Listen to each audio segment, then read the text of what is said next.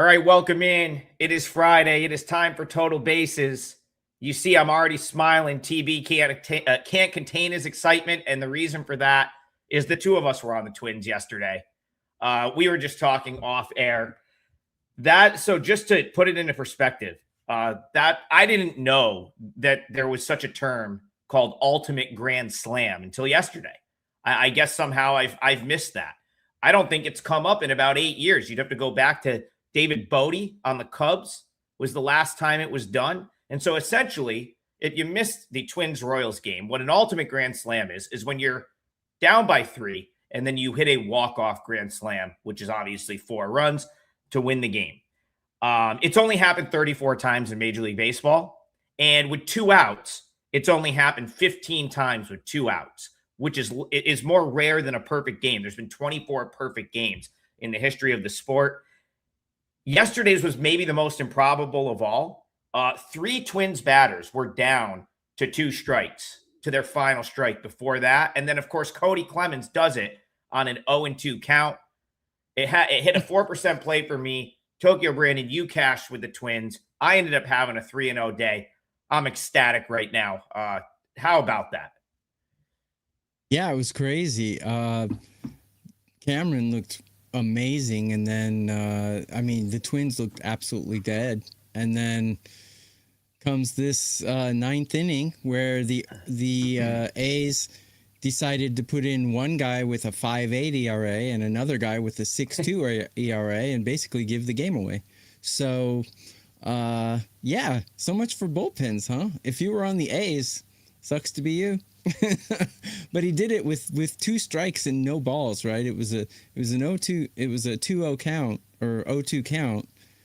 I was just crazy. That was crazy. So I went 1-1 in MLB, and then I went 2-1 in the KBO. So kind of a so-so day. If you've checked WagerTalk's X account, you've seen some pretty funny graphics of Adam and myself and Hakeem. Some funny graphics. We are not that ripped as they show us in the graphic. But anyways, yeah, it's good times right now. We're all winning, so everything's good. Yeah, I love the wrestling themed post. They gave me like a pre-bleach blonde Cody Rhodes type look. So I was pretty happy about that. Love being on there with the two of you guys trying to battle it out, see if we can stay at the top. And you know what? If I can listen, you guys all have the license to call me out now. If I come on here and complain about bad luck, you just remind me that I had the Twins yesterday. Because that is an example. I'll come on here, Tokyo Brandon, I've said it a million times, where I've made good bets that have lost.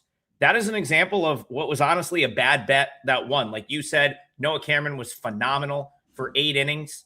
And he probably should have stayed out there. But even with him not out there, I mean, Royce Lewis down to his final strike.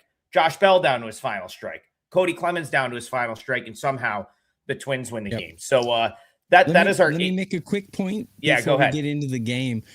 If you do sports betting long enough, you'll find that bad luck and good luck happen exactly at the same rate. So you're going to lose. You might not lose a grand slam walk-off with 2 strikes, but you're going to lose. You're going to have bad beats. You're going to have good beats. They happen at the same rate, but the bad beats hurt more, so you remember them more. So it feels like you get more bad beats than good ones, but honestly, they happen at the same rate. If you flip a coin 10 times, it's not going to be heads and tails 5 and 5. But if you do it 100,000 times, it's going to be 50-50. So. Well said, TB. A great call by you as well. The Red Sox, a little late inning luck in that one too, to cash our parlay. So we do hit the 2-teamer yesterday. We're still battling back. Hopefully we can hit another one today. And now we finally, the live chat is populated here, and we're off and running now. So sorry for a little bit of an extended intro, but I felt like that grand slam deserved a moment on the show. And now we've got the live chat going. So let's get into today's games. Let's go out west. Well, kind of out west, out to the American League West. We know that Texas is not really the West Coast, but for the sake of this conversation, it is the AL West. It is a Lone Star State showdown. Tokyo Brandon, this division is so average that it's going to make for a phenomenal race the next couple months between the Mariners and then the 2 teams that are playing here, the Rangers and the Astros. Both teams hovering right about 500. Both teams in the mix to win this division. So Rangers, Astros to you. Looks like we've got Eovaldi and Brown. Take it away. Yeah, well, Texas and Arizona and New Mexico are the wild, wild west. So you can call them west. I think that's all right. And a walk-off grand slam has only happened 34 times in MLB history. So we can talk about it for a couple minutes to start the show. So, leave your negative comments at home. So let's get on to this one. The Rangers going against the Astros. I love Hunter Brown. I have loved him, but my numbers not particularly in love with him. My numbers say he's pretty average, and that includes the expected numbers. Eovaldi's a guy who has been really good in past years. Doesn't seem like he's good this year, but my numbers love him. So this is another one. You remember I said yesterday my numbers are in love with the Mets, but I'm not betting them, and the Mets come out and win 4-2, right? So I think Eovaldi's going to have a better game than Houston, in my opinion. And I've got the Rangers batting number 4, and I got Houston batting number 13. The only thing that I don't like about Texas here is their bullpen is awful. Ranked 22 right now in current form, where the Astros are pretty mediocre. As a matter of fact, the Astros are the most mediocre team in MLB according to my rankings. They rank right around 15 at everything, so out of 30. So, and Hunter Brown, pretty mediocre as far as his expected numbers are concerned. I think the Rangers have a really good shot of winning this. It's not probably going to be a play for me, but if I had to bet it, I would go with Eovaldi. And actually, his command and control is amazing. He's only walking 21% of the guys he's striking out, where Hunter Brown is walking 66%, which is way above my danger zone. So I like the Rangers here a little bit. Okay, Brandon, I'm with you. I think these two teams are the definition of average. Like, with the exception of like the season Yordan Alvarez is having, like these are just two average baseball teams. Listen, I understand the Astros have played better of late. I would say if I'm looking at these two teams, the team with the higher upside is probably Houston because they had to work around some injuries at the beginning of the year. The team with the highest upside in this division is the Mariners. And I know people are out on the Mariners, but when I look at like run differential, the Rangers minus 22, the Astros minus 41, and the Mariners plus 3. But going back to your point, like the Rangers, yeah, the bullpen hasn't been as good of late, but this is a really good bullpen unit. They lack some big time leverage arms, but they make up for it in depth. Like they have a very good collection of arms. And if you look at their season long numbers, it's been a really good bullpen. So just to keep it like kind of simple on this one, I don't see a huge difference between Brown and Eovaldi. I don't see a huge difference between the two bullpens. I think the Astros probably have the better leverage guys, whereas the Rangers have more bullpen depth.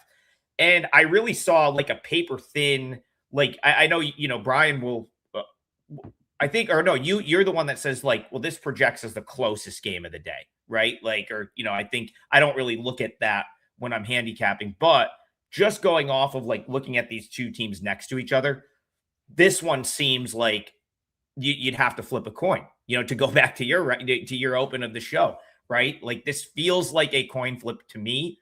And if I'm flipping a coin, do I want plus 115 or do I want to lay minus 125 is the question. For me, I would take the plus money because I just can't find much separating these two teams. Yeah, we'll that was one, like I chose the Apple TV game because we wanted to get some national TV on here. But we'll get to another game. That one was a quick one. Found one that I just didn't have a huge opinion on. So let's go to the chat and see what you guys want to talk about. Adam says, congratulations, Adam and TB, on your awesome day yesterday, and congrats on hitting the parlay. You guys are fantastic. Thank you. We appreciate that. We appreciate the donations, which all go to charity. I believe we're doing a cancer-related charity this time around that the home office is going to pick out and work with. So shout out to you guys for the donation. I do have a 5% play today. I'm going to try to do what they call press my luck, TB. I didn't get away with one yesterday. So now I've got to go press my luck and see if I can hit a 5%er today. But I do have that. It's up on my page now. And you can get it as part of the double play package with myself and Tokyo Brandon. And also Bryan Leonard, who is will be back next week. He's back home in Ohio. I know you guys have missed him the last couple days, and he says, don't worry, he's going to be back as soon as he can. So, double play package up on the page, 5%er for me. Let's keep it going today. And let's keep it going here. He said, Doug says, thanks for the great plays on White Sox and under 7.5. It was a perfect day in the bleachers at Guaranteed Rate Field.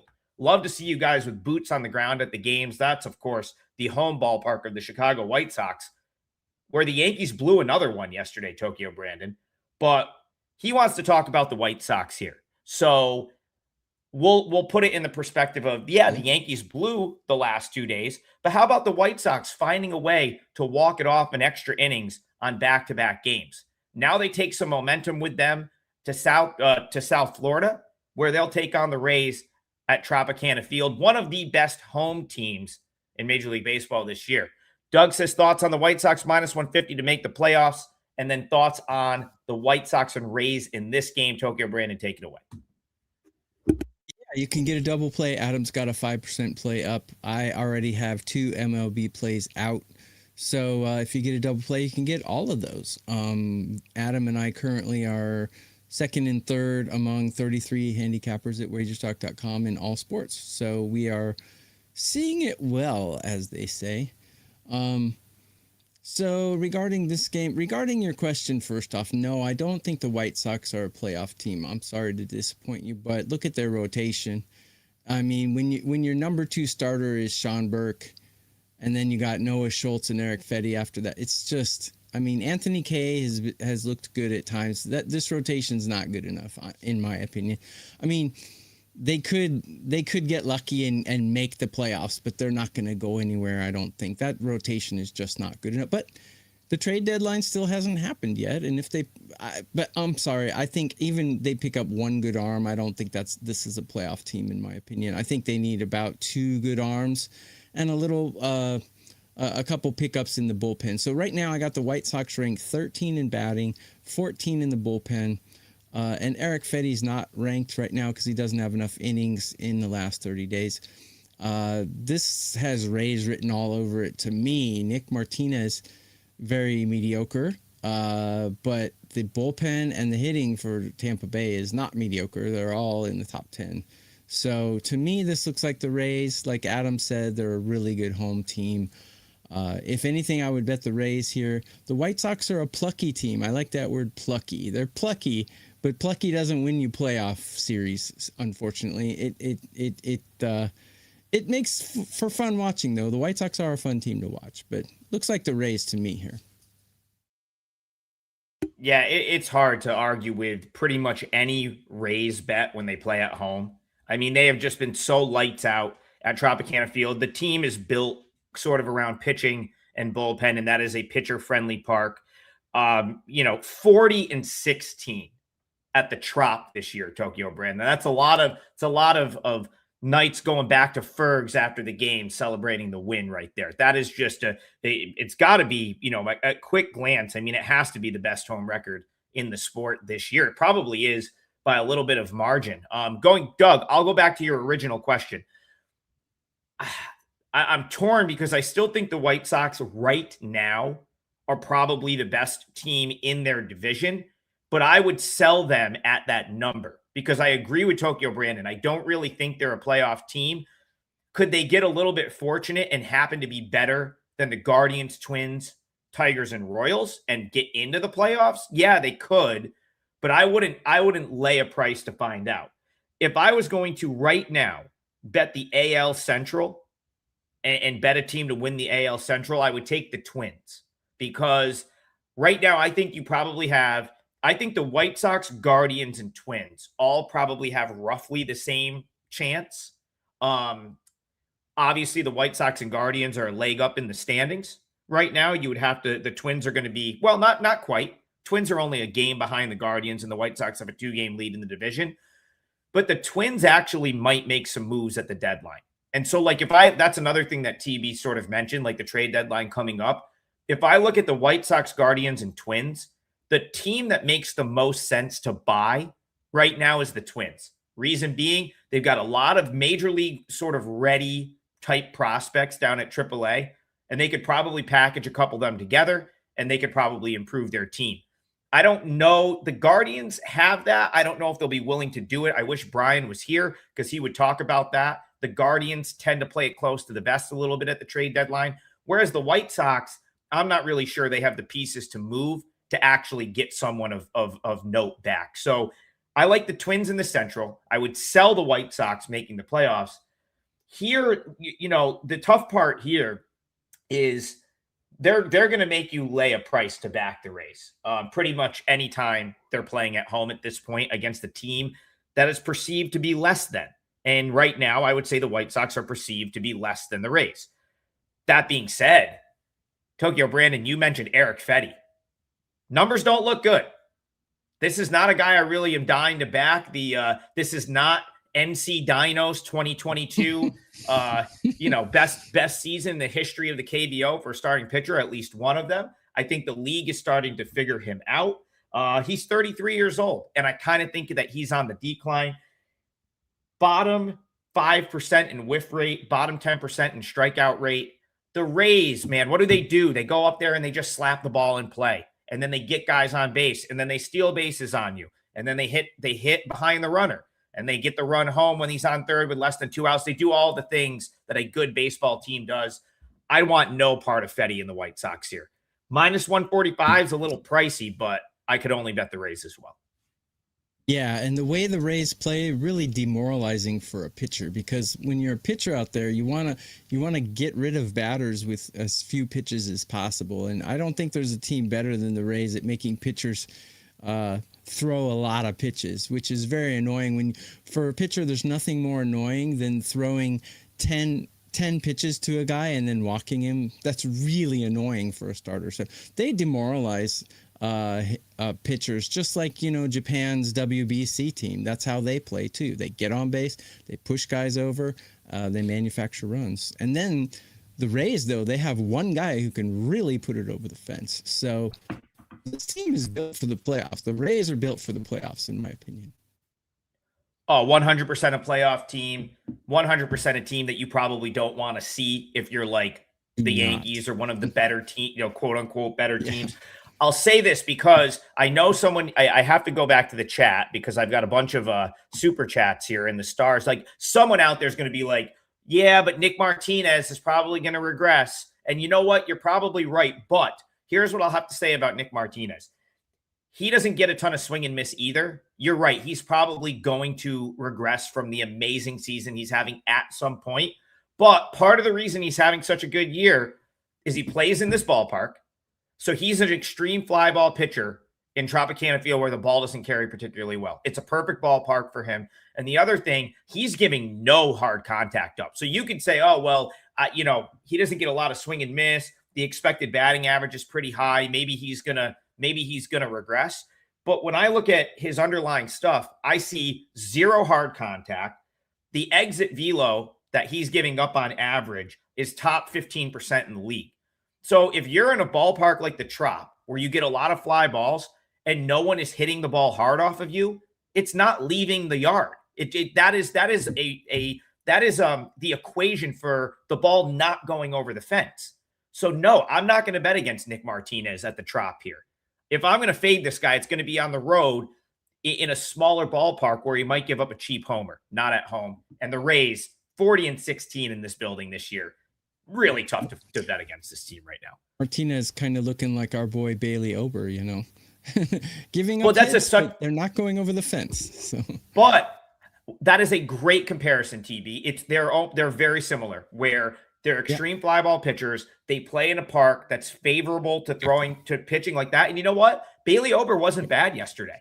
Bailey Ober was fine. Wasn't. One of those runs was because Kreidler dropped the ball on a transfer. Ober pitched fine. He made one mistake to Caglione, and Caglione took him deep. So yeah, I like David Edgington says Tampa Bay at home or nothing. I'm with you. I think Tampa Bay at home or Agree. nothing. And I think, and TB says Kind it of as agree. well. The only time I wouldn't take them is if they've won 2 games in the series and this is game 3, and that is not our situation today. So no, and actually, think, the team that just Tampa Bay came would be off a of decent. the team that just came off of 2 very stressful extra inning beat one of the best teams in the sport wins is the White Sox. So the team that's actually in the letdown spot here is the White Sox. David we got Tokarski. Welcome in. Glad you're watching us live. Thanks, guys. Yeah, we appreciate all the live viewers. Listen, if you can't make it live, totally understand. That's why the show is up on demand every day on the WagerTalk YouTube channel. Hop in the comments there. The 3 of us try to get in and interact with you guys in the comments on the WagerTalk YouTube channel. While you're over there, make sure you're subscribed to the channel so you're getting the alerts that we're going live and that we have a show up. And it also, just shameless plug, it helps the show tremendously if you guys go watch the YouTube replay and comment in there. So we appreciate all the interaction that you guys give us on a daily basis. Yeah, this was kind of crazy. Freebird, first of all, thank you very much for the donation. All 10 games went under yesterday, TB. What do you think about that, just in general? It's just a freak. I mean, like it's back to the coin flip analogy. If you flip a coin 100,000 times, it's going to be tails 12 times in a row, 10 times. So it just because we're in that 10 times right now doesn't mean tomorrow is going to be the opposite. So yeah, I don't think it means a lot. But look at bullpen usage, because when scores are low, it probably means a lot of teams used their good arms yesterday. So that could lead to high scores, but it's not like some kind of, force of nature or anything like that. Freebird, just to answer your question, like the books, if it's the same series, so let's use like Nats Braves, for example, some of the series that started yesterday and the 2 teams are going to play again today, you may have some overvalue by there being a lower scoring game. Outside of that, I don't think today just means the ball is going to just be flying out of the yard because it didn't yesterday. Guru, thanks for the donation. Man, we got. Yeah. Bullpen usage is more important. So check bullpen usage. For sure. Because when scores are low, yeah. I mean, Chapman pitched yesterday and, a lot of good guys got used yesterday. So just Mike S. Good one. He's going to the game tonight. We love boots on the ground. I know Bryan had to go home, a little bit of a family emergency, so he's probably tied up. But listen, I know if anyone can squeeze in a Guardians game when he's back in the state of Ohio, it's Bryan Leonard. So hopefully he gets a chance to get out to the ballpark this weekend, because this is a really interesting series that starts tonight at Progressive Field, Cleveland, Arizona. So Mike S is going, so we got to break this game down. He likes Cleveland in this one. They're at home. Diamondbacks, a scrappy underdog, but I always sort of prefer them at home as opposed to on the road. So looks like we've got Tanner Bybee, Mitch Brott, D-backs, Guardians, Tokyo Brandon. How do you see it? So let me do a shameless plug here. Yes, in the comments, you did mention it, Tokarski, that I'm doing a 9 p.m. KBO NPB Japanese Korean baseball show on my YouTube channel. I'm also Sunday morning at 9 a.m. Eastern going to go over every MLB game on Sunday. And that's not the Lord's work, like Adam said. As a matter of fact, I'm quite evil. So anyways, it's the devil's work. Let's put it that way. Anyways, so let's take a look at how these 2 teams match up. Yeah, these teams are kind of similar. Guardians are not exactly a great home team, and the Diamondbacks are not exactly a great road team. If you look at Bybee's numbers against these batters in his career, he's gotten smacked pretty good. A 304 average against and a 722 OPS in 69 at-bats against. However, the caveat to that is we don't know when those numbers are from. It could have been 4 years ago. In that case, you can just throw them out the window. When I do capping, I'm really only concerned about last season and this season. So anything before that, I think is pretty irrelevant. In any case, Bybee is a little bit vulnerable to these bats, and I have the Diamondbacks hitting 3 in MLB right now, so they're smashing it pretty good, and their bullpen is kind of trashy, 23 out of 30. I don't know much about Mitch Bratt. Adam will fill us in on Mitch Bratt. Not enough numbers to register in my rankings, but I do know that the Guardians are not hitting very well. And their bullpen is quite mediocre, and Bibby's not very good. This looks like an over to me. It's probably going to be pretty hot in Cleveland as well, which will contribute to an over as well. I would think over or nothing in my opinion, unless Adam has some gold nugget on Mitch Bratt that I don't know about. So I would do an over if I had to.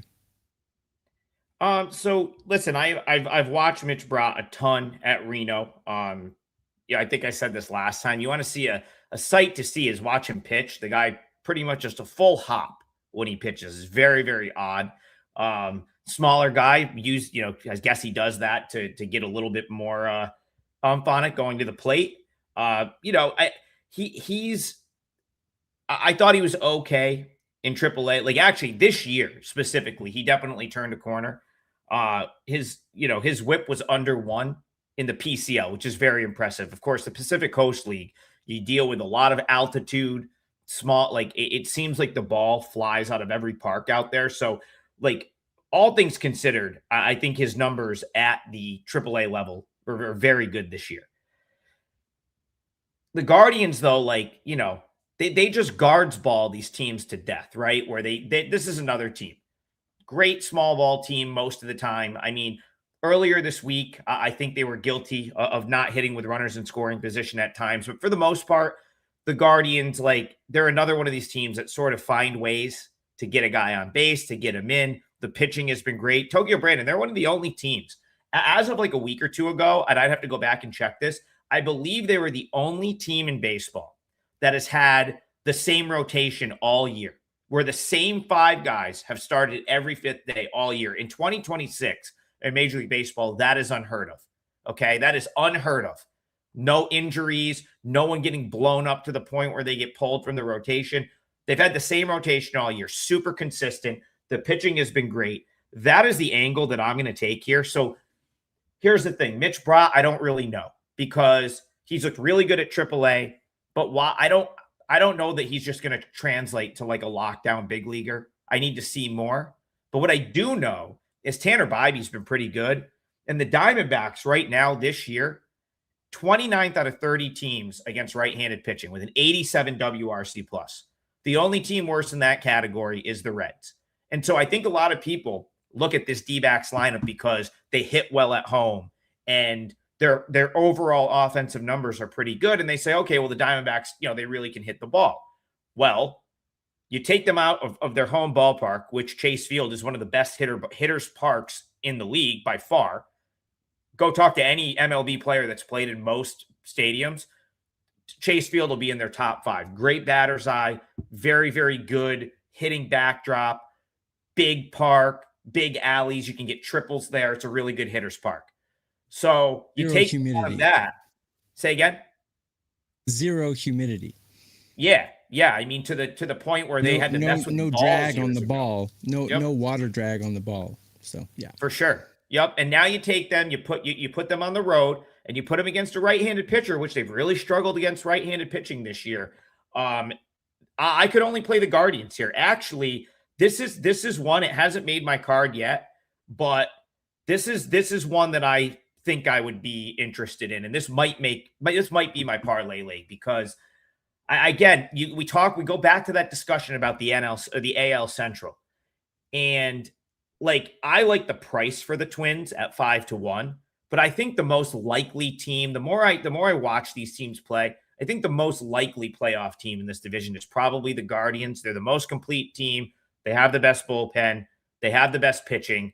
And so, yeah, Guardians. Mike S., I hope you cash this in person. I'll wait till the end of the show, but this is a front runner. This one's got the lead in the clubhouse for me for the parlay league. All right, let's get back in the chat right here. Alex Rand wants to go out west. He says -184 for Seattle. Have to look at the Twins, right? Well, no one's got more momentum right now than the Minnesota Twins. They may have just floated to Seattle. They might not even have needed a plane, Tokyo Brandon, after that walk-off. I mean, if you want to talk about like found money and think about the Twins. I mean, twice in that series, they walked it off in a game that they probably should have lost. And yesterday's, as improbable of a win as you're going to find, they're going to show up in Seattle with all sorts of momentum. Now, I don't know if it means they're going to win here, but Alex Rand, I did see that price, and it did feel a little bit high. So let's go to TB. Make sense of this one for us, Twins Mariners.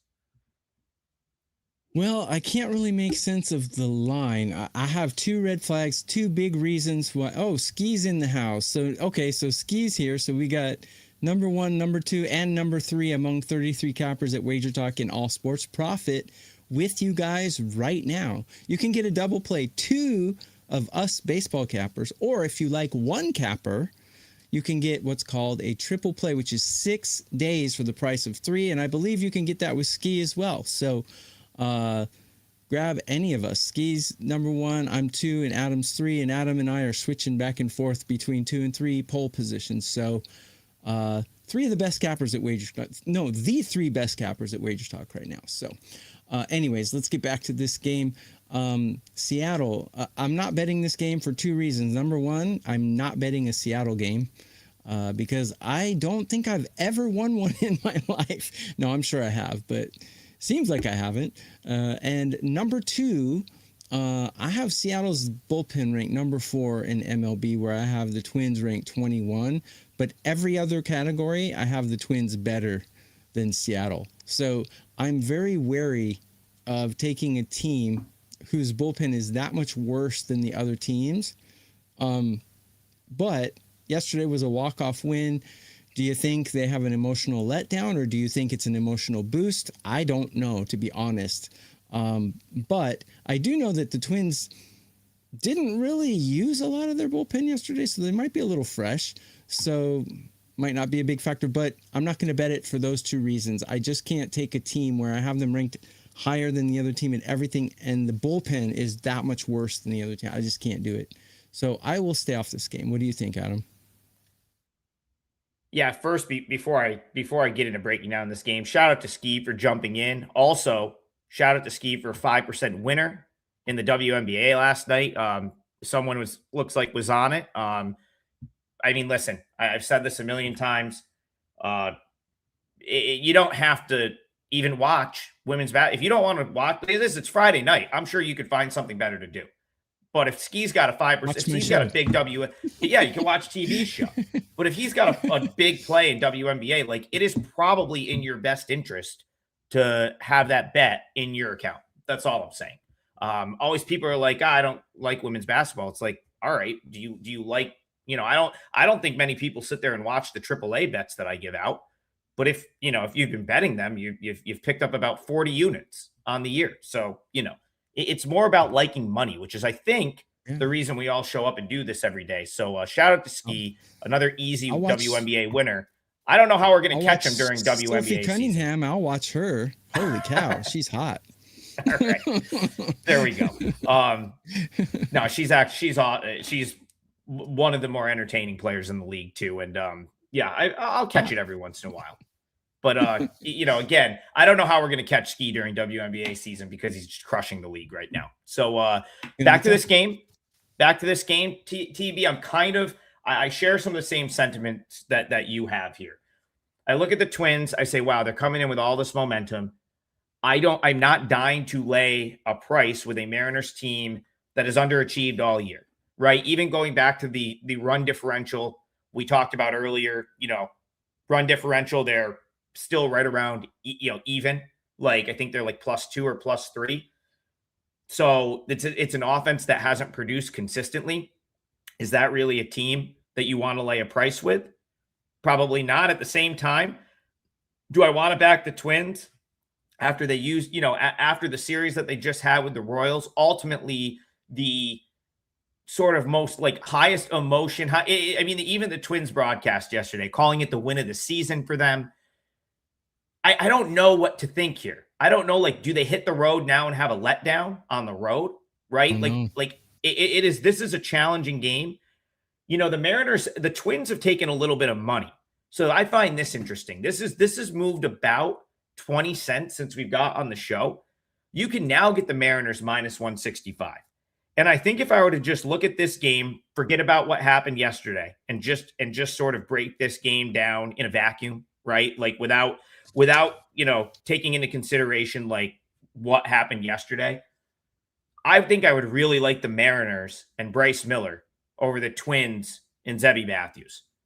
Bryce Miller is phenomenal. I don't think he's getting enough credit. I look at his underlying metrics and they're as good. I mean, it looks like his Savant page looks like Dylan Cease, right? Like that is if you pull up his Baseball Savant page, you see Dylan Cease like red on that page. Expected ERA 2.65, expected batting average 205, a top 5% chase rate, top 20% strikeout rate. He's all over the zone. He doesn't walk anyone. He gives up 0 hard hit. So like he's almost like probably one of the elite pitchers that isn't in the like he's not getting credit right now, in my opinion, for being as elite as he is, because the Mariners have struggled this year. The Mariners are struggling relative to what they were last year. But Bryce Miller's got a 0.92 whip, and you know what the issue has been for the Twins? That lineup hasn't really hit much. And yesterday they couldn't hit Noah Cameron. Think about that for a second. I mean, we came on and talked about Noah Cameron yesterday, and they couldn't touch him for 8 innings. So it was super fortunate for us that we got out with a win, and they had a great inning against a couple of relievers that have 5 ERAs. The more I talk about it, the more I think that they have no shot to touch Bryce Miller here. And so I think I lean Mariners even at the inflated price. Let me throw in just a little historical data here. Teams coming off a walk-off win the previous night have won 52% of the next day's game. So there is no perceived letdown. If anything, is like a tiny boost maybe. But I don't think that's relevant to cap a game. So let's just throw that out. About it. Listen, Azor says Bryce Miller's been a little homer prone. Yeah, he is a fly ball pitcher. Not as extreme as some of the other guys we've talked about recently, but Bryce Miller is probably top 20% in terms of number of fly balls. He is in a very forgiving ballpark here. T-Mobile Park is as hard to hit the ball out of as any park in the league. This is a pitcher's park all day long, and so I'm not as worried about him being a fly ball guy in a park like this. All right, let's I know we got to get your parlay leg. I'm pretty confident that we've already talked about mine. So let's go first to Freebird. Freebird, thank you again. Massive much appreciation to you guys and all the guys in the chat, guys and girls that support the show, that donate to the show. All the donations go to charity donated by our home office. We always post whenever we hit the threshold. I think it's when we get over 750 or something. We always post where we donated to. So we really do appreciate it because it helps the show go along and it goes to a good cause. And Freebird says, can we break down the Cubs and Yankees to start winning out of the gate for a fabulous Friday? Yeah, Tokyo Brandon, we got a little day baseball here. Wrigley Field, the Yankees, probably, the little crosstown trip for them, but I think that they were ready to get away from Rate Field after the last 2 days, couple of walk-off losses. And now they've got to go play the tougher of the two Chicago teams. At Wrigley this afternoon, it's going to be Will Warren. It's going to be Shota Imanaga. How do you see this one? Yeah, my instinct is I would love to take the Yankees to bounce back, but when I look at my numbers, I just can't. The Cubs, no team is hotter in MLB. According to my numbers, no team is playing better right now than the Cubs. I have them ranked 8 or better in every single category across the board right now. And they have Imanaga on the mound. Now, Imanaga is not, he's not, I don't know. He's not top tier, but he is an upper echelon pitcher. He's definitely in the top 1/3 of all pitchers. I don't put him in an elite category, but not bad. And against these Yankee batters, he's got 27 at bats with a 222 average against and a 620 OPS, which is very acceptable according to my scouting days. Will Warren been a little shaky this season. Any pitcher with a 1.4 whip or worse right now at this point of the season, you can't say he's pitching exceptionally well. He's got a little bit of bloated numbers against the Cubs in his history, although the sample size is small. Cubs is really the only way I could go in this, just because the numbers are screaming. I mean, the Cubs rank top 8 in every category I measure, so can't go against a team that's that hot. Yeah, I'm with you, TV. This one's tough. I think the books ultimately got this one right. It doesn't surprise me, being that it is a standalone game, and it's two pretty big name teams, and you're probably going to get one of the, this may have the biggest handle of any game today for in terms of a betting handle. It does not surprise me at all that the books are quickly figured out that they can make people pay a premium to back the Cubs here, right? I mean, Yankees coming off a couple losses, like you're saying, Tokyo Brandon, the Cubs playing good ball. They're at home. I think people like to bet the Cubs at home a little bit. Now, it is interesting because I do think you will get some love for the Yankees as an underdog. You typically don't see the Yankees in this price range pretty much ever. I mean, when was I can't remember the last time that you could catch like plus 140 or plus 135 with the Yankees. So maybe they take money throughout the day. But if we're just straight handicapping this game, I think I'd prefer the Cubs lineup against Will Warren, thinking that they can do some damage here, as opposed to and I'll go back to what I said yesterday.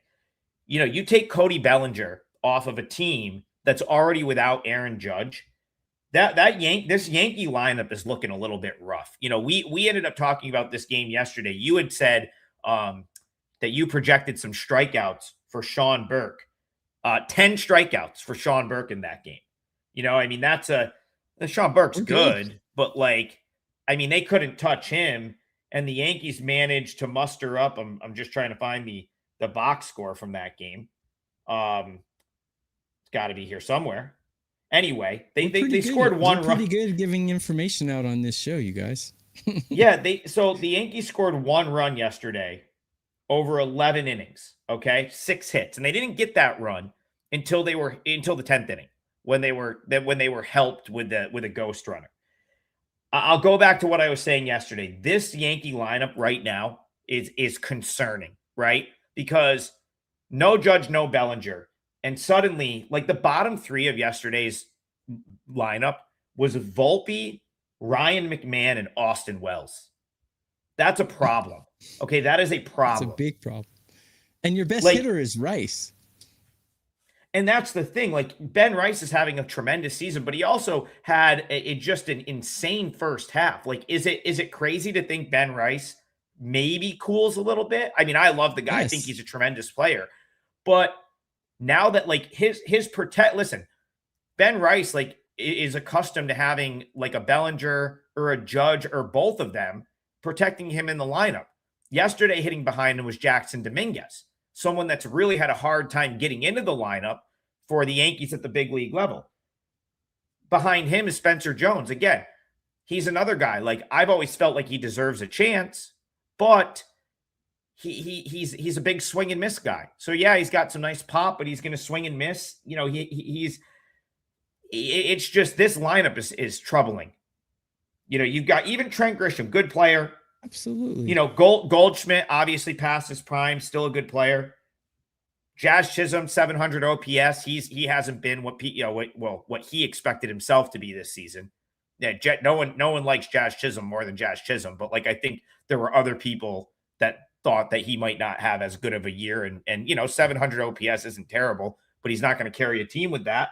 And then you get down to the bottom of the order where it's Volpe, McMahon, Wells is an awful 7 through 9.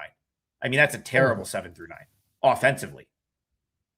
Wells is a good catcher. McMahon's a good defensive player. But yeah, that is, I have an issue with that. So I think I lean Cubbies to you, but I do think the books beat us to it with the price. And because that lineup is so bad, I also lean toward the under. Go ahead, TB.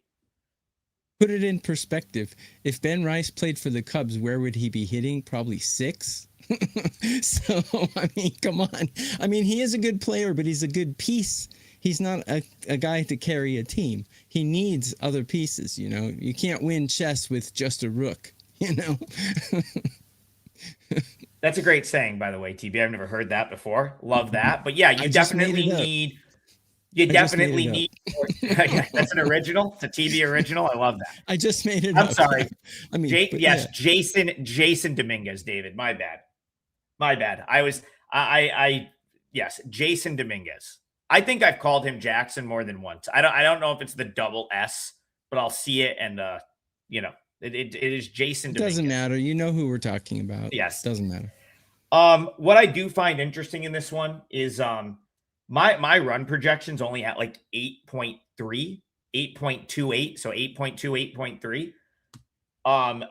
With that Yankee lineup, listen, if you get a half decent effort from Will Warren here, I think you're going to get an under. So I think that's the way I would probably prefer to play this, because again, Will Warren on a given day can be okay. And I think that's how I would play this. It seems like under 9. I just don't have much faith in the Yankees doing much here. So under 9, listen, if the Yankees, though, this is one to watch throughout the day. If the Yankees continue to take money and suddenly you can get the Cubbies like minus 140, that's where I start to be like, okay, maybe I can jump in with the Cubs here. I'm going to do my parlay game next. So yeah, go ahead. When Freebird,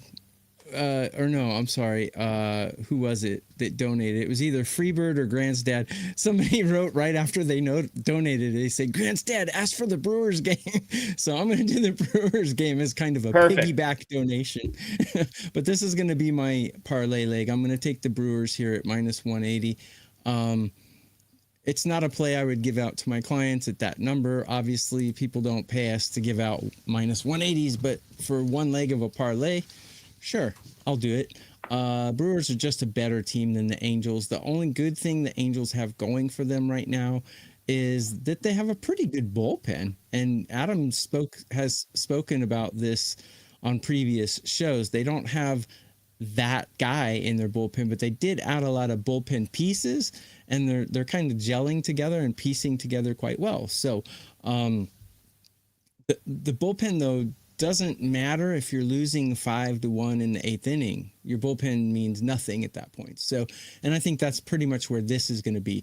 The Brewers are a very well put together team, and they're kind of like the Rays in the respect that they don't put it over the fence a ton, but they're just a really well put together team, top to bottom, hard to beat, and they're a team that nobody will want to face in the playoffs.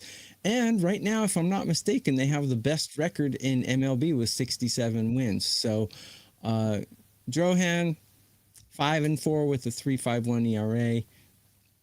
Maybe not the most trustworthy guy, but I have him ranked 13 on a scale of 30. Good enough against Ryan Johnson, who shouldn't be in MLB, in my opinion. So, the Angels bullpen is not going to save them if they're getting whipped in the 7th and 8th inning. So give me the Brewers here on the money line for my parlay leg at minus 180, 185, something like that. And tune in to my show tonight, 9 p.m. Eastern on my YouTube channel. Yeah, Tokyo Brandon, we're going to test your baseball trivia knowledge right here. Ryan Johnson for the Angels. He's only the 24th player to ever be drafted and skip the minor leagues entirely. So Ryan Johnson last year, straight to the big leagues. Do you know who the last player before him was to skip the minors entirely? He's someone that is kind of a household name now.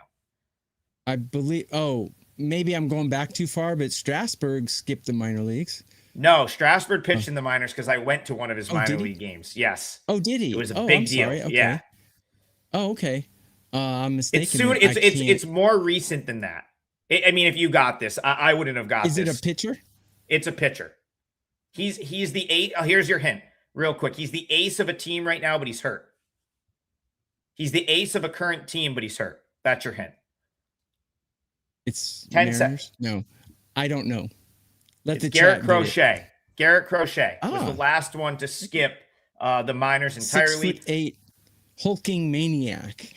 Yeah, Garrett Crochet, of course, famous Angels pitcher to do it. Back when I was a kid, I used to pretend I was this guy in the backyard. It was Jim Abbott.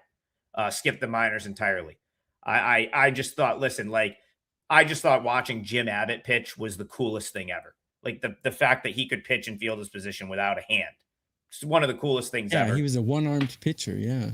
Yep. What so awesome. Anyway, just getting off topic there. The reason I bring that up is Ryan Johnson. I think this was kind of done out of necessity. The Angels really don't have.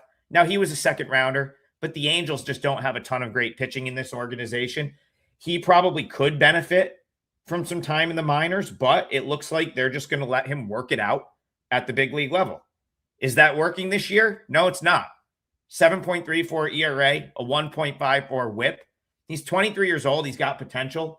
But like right now, I think he's in need of an offseason. I think he's in need of a stint down at Salt Lake. And when you face a good team like the Brewers, a great team, an elite team like the Milwaukee Brewers, I'm with you, TB. I kind of think that this is just a game that they win. The far superior team. I like Drohan. The Angels lineup is atrocious.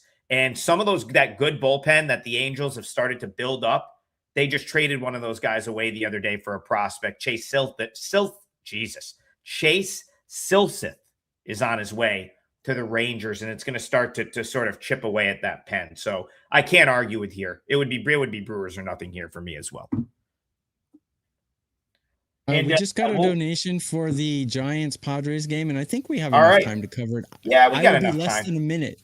Go ahead. Giants-Padres to you, TB. Go ahead. Okay, I'm also doing an MLB show on 9 a.m. on my channel on Sunday morning, so catch that. I'll go over every single game and talk about music as well, and I'll sing a little bit too. So Padres better than the Giants at everything. Number 3 in hitting right now. Number 9 in the bullpen, where the Giants are ranked 17 in both of those categories. So it'd be Padres or nothing, but the Padres are on my don't bet list along with the Seattle Mariners because I never win their games. Great team on paper, crappy team in performance. So I do not bet the Padres, but if I had to, plus we have 2 X-Factor pitchers. So maybe Adam can fill us in a little bit more on these guys that I've never heard of. Well, TB, you've certainly heard of German Marquez before. He's been in the league forever. He just hasn't been on the he hasn't been on the Padres that long. So it does. I do see what you're saying. It does look like the Padres are going to go. It's Bradley Rodriguez. So that's going to be an opener versus Wisenhunt. Okay. So Bradley Rodriguez is going to be an opener. Okay. Yeah, he's just going to be in for an inning. He's a bullpen guy. So the way you handicap this would be Marquez will likely be the bulk guy here, I believe, for the Padres. I'll have to double check that, but I thought it was his turn to pitch. My gut reaction to this line was, why are the Padres with Marquez this big of a favorite over the Giants with Wisenhunt? Like, listen, Carson Wisenhunt hasn't totally gone off at the big league level just yet. But this is a guy that kind of, I think, profiles as being a legitimate big league starter.